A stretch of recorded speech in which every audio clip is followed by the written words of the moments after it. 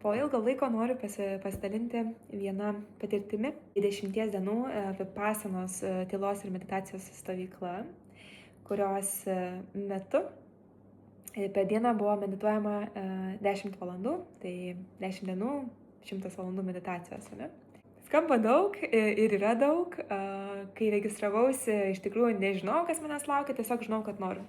Žinau, kad atėjo laikas, žinau, kad noriu eiti giliai, eiti į save, noriu save pažinti, noriu save girdėti, noriu čia viską, nebetenkina manęs išorės kažkokie ten dalykai, man reikia į save susikoncentruoti. Pagrindinį, kokį man suvokimą davė Vipasanos tylos ir meditacijos stovykla, tai yra, kad visa kančia iš tikrųjų kyla iš pačios manęs, iš pačio žmogaus. Ne dėl to, kad kažkas vyksta gyvenime, ne dėl to, kad kažkokios nesėkmės aplanko ar sėkmės aplanko, o dėl to, kaip aš reaguoju į tai. Ir šiaip, tai aš esu tokia, arba bent jau buvau tikrai labai reaktyvi. Tai reiškia, kad aš labai jautriai reaguodavau į bet ką, kas vyksta gyvenime. Labai greitai galiu apsiašaroti, apsiverkti, jautriai sureaguoti ir labai galiu įsivaizduoti, kad ten yra mano laimė, mano pasiekimas, ko aš labai noriu ir jau man tik tais to ir reikia ir jeigu to negaunu, man vėl yra liūdna. Ir pabuvus Vipasanai aš supratau, kad nesvarbu, kas tavo gyvenime vyksta, ar labai geri dalykai, labai didelis malonumas ir pasitenkinimas, dideli laimėjimai, kažkokie pasiekimai, svajonių išsipildymai, ar kažkokia griūtis gyvenimo, kur keičiasi tavo gyvenimas, eini per kažkokius sunkumus, per ką tu nenori eiti. Ir iš tikrųjų, kad ta visa kančia kylanti, tai iš tikrųjų yra dėl to, kad aš atitinkamai reaguoju. Kad aš to sunkumo patirti nenoriu, aš nuo jo bėgu, o aš labai noriu patirti malonumą, savo svajonių išsipildymą, ar bet ką ten tą, kas man yra malonu, ir aš tik tais to ir trokštu, nieko daugiau. Nenoriu ten tų nelaimių, nenoriu tų nesėkmių, nenoriu tų sunkumų. Gyvenimas iš esmės yra patirtis, tik tais mes kančią susikuriam savo dėl to, kad mes reaguojame labai į tas patirtis. Ir mes pasirenkam, kokių mes patirčių norim ir kokių mes nenorim. Ir kai gaunam tas patirtis, kurių mes nenorim, mes labai kančioj tada būnam, nes aš nenoriu to. Ir esam labai laimingi, kai mes gauname to, ko norime. Bet mes negalim visą laiką turėti tik to, ko norime, nes, gyvenimas yra visoks.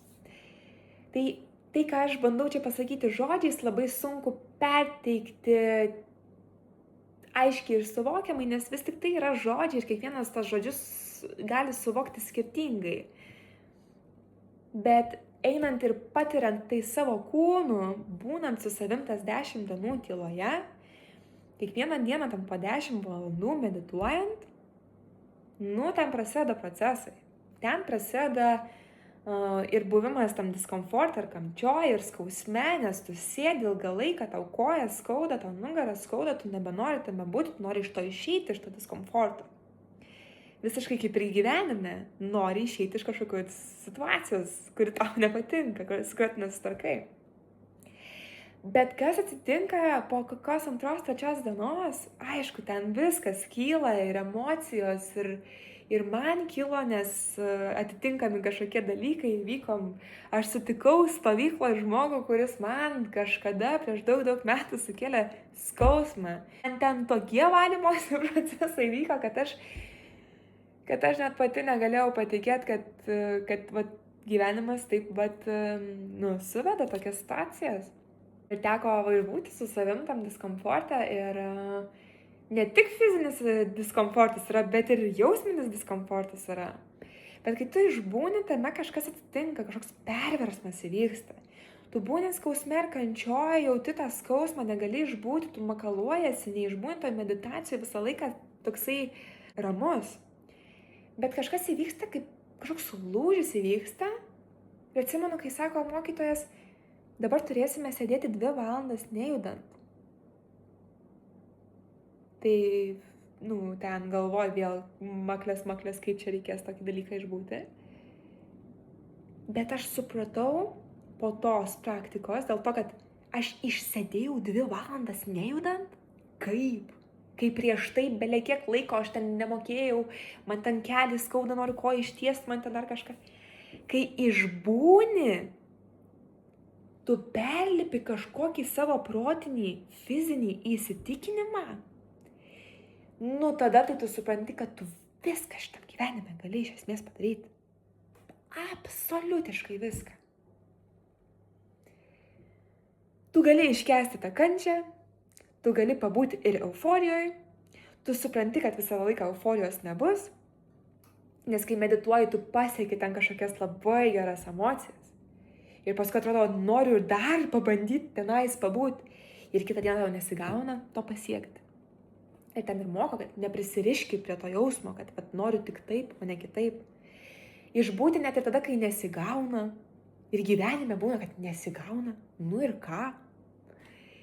Tai toks atrodo paprastas dalykas. Meditacija, buvimas su savim, su savo pojūčiais. Taip atitinka gyvenimą ir visas gyvenimo situacijas, kurios tau vyksta. Ir atrodo, kad tu būdama stovykloje, tu nieko neveikiant, būnant tik su savim. Tu atrodo eini per gyvenimą, per suvokimus, per savo praeities kažkokius patyrimus, kaip tu reaguodavai. Ir tu viską taip supranti per potyrį. Tik tais per potyrį, ne per racionalų mąstymą kažkokį. Per fizinį potyrį pajauti, kaip tu prieš tai gyvenai tą savo gyvenimą, iš reakcijų, iš nepasitenkinimo, iš noro, kad būtų tik taip ir ne kitaip, nes kažkaip taip įsivaizduoji. Ir paskui supranti, kad viskas yra gerai taip, kaip yra. Čia yra gyvenimas. Ir gyvenimas yra visoks. Ir kad į gyvenimą ateitų patirčių susirengti. Ir kad norėdamas gyventi tą laimingą gyvenimą,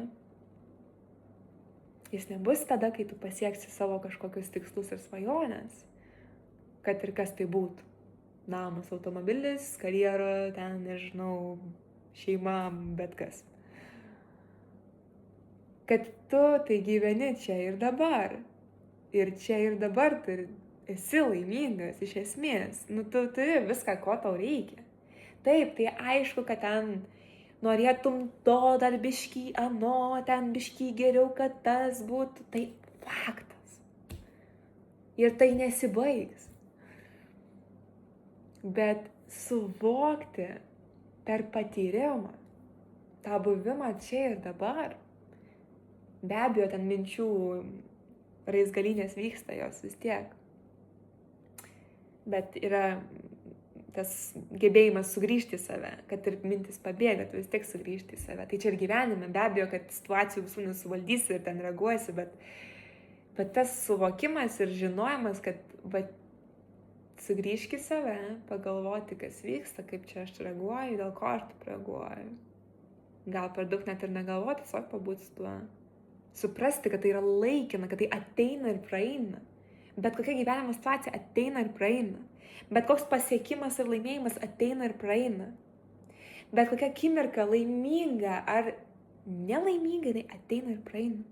Ir gyvenimas toliau tęsiasi. Tai ar verta užsilikti toj emocijoje?